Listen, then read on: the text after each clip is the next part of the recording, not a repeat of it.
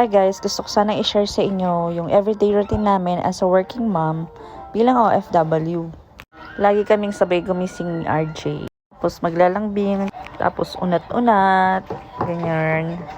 Tapos lagi kong inubuksan ang bintana para magising si Jacob. Tsaka pumasok yung mag-rotate yung hangin sa labas at tsaka sa loob kasi malamig ngayon, masarap ang hangin sa labas. And then para hindi sila magkasipon, tsaka ubuhin, at least nagro-rotate yung hangin sa loob at sa labas. Lamig na kasi, kaya masarap yung hangin. Tapos ayusin ko muna yung buhok ko. Ayan. Mag-aayos ng konti bago magligpit-ligpit ng mga kinalat ng mga junak kagabi pa.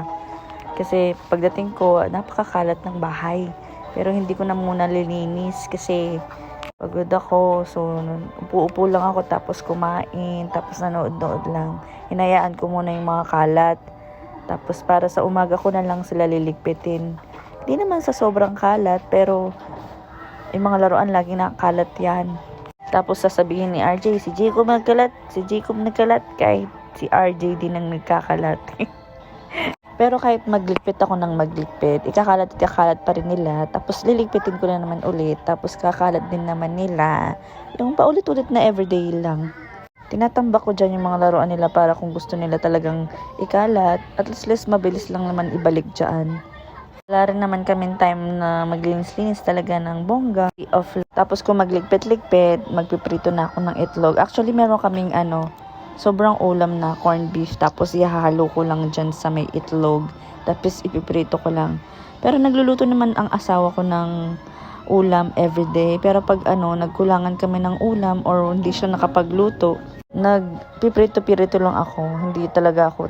Pag ako nagluto, it's take time. Like mag-YouTube ako, ganon. O kaya yung 1 oras o 2 oras kulang pa sa akin.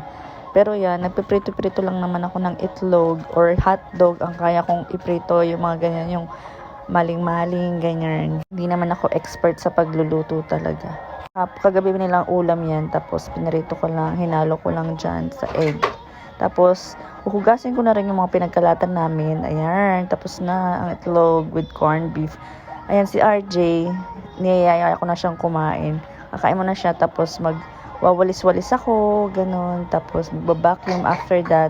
Tapos ko pala magligpit kanina. Ayan, nagbabacuum din naman ako. Tsaka ako winawalis yung rug namin kasi maalikabok siya. Tapos nagpe-prepare na rin ako ng baon nila para sa nursery nila. Actually, nursery nila sa taas lang naman. Pero kumain na sila.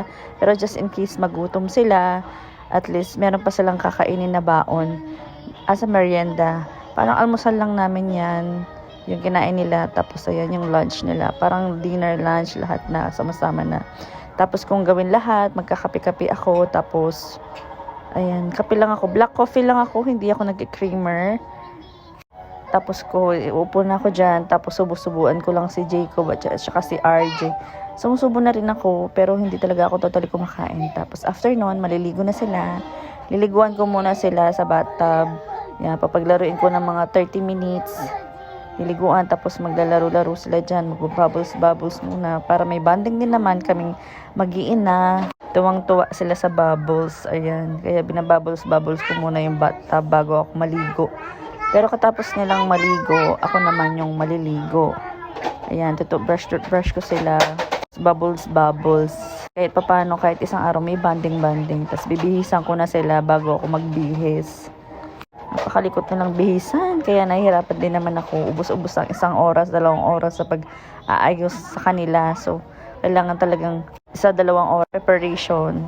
Tapos ako naman ang mag-aayos sa sarili ko after ko silang mabihisan. At mag-ayos, syempre everyday routine, ganyan. Kailangan mag-ayos para hindi naman mukhang haggard o losyang man lang. Tapos, after that, ihahatid ko na sila sa nursery. Ayan. Nursery namin sa taas lang. Kabayan siya na nagbabantay. Sa building lang namin siya. Yan, sa 11th floor. Ko lang naman sila doon. Mga hanggang alas 4 lang sila, alas 6. Ganun minsan. Depende yan sa oras ng pag-uwi ng asawa ko. Susunduin nila sa taas. Susunduin niya sa taas, mga bandang 6. Pero magluluto muna siya bago niya sunduin yung mga bata.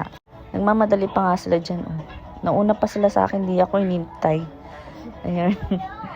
Lagi man silang excited, pero siguro marami kasi silang kalaro sa taas. Ayan.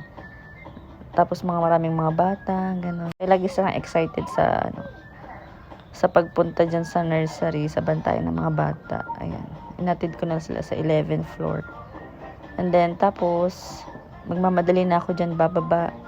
Pabas lang ako, papuntang work ko. Kailangan pala tinatap yan. 2 dirham lang naman yung top dyan. Nagbabas lang ako papunta.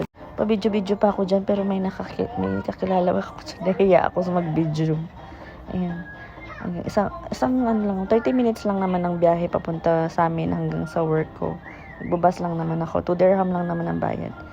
Dito ako sa Alwada Mall nag-work pala as a waitress pala. Stress pala ang pasok ko. So, 2:45 dapat nandun na ako sa taas. So, umalis pala ako sa amin na, hinatid ko pala sila doon sa nursery ng 2:15. Tapos, sasakay ako ng bus. Ayan. Tapos, nagmamadali na ako dyan kasi medyo baka malate ako. Mga ano na yun 2:55. Kaya bilinis ako na yung pag-aayos. Alas 3 kasi dapat nakain na kami, ganyan. Yan, nag-aayos-ayos muna ako. Diyan ako nag-aayos ng buhok kasi magugulong lang naman sa pag nagbiyahe-biyahe ako. Yan lang. Thank you so much.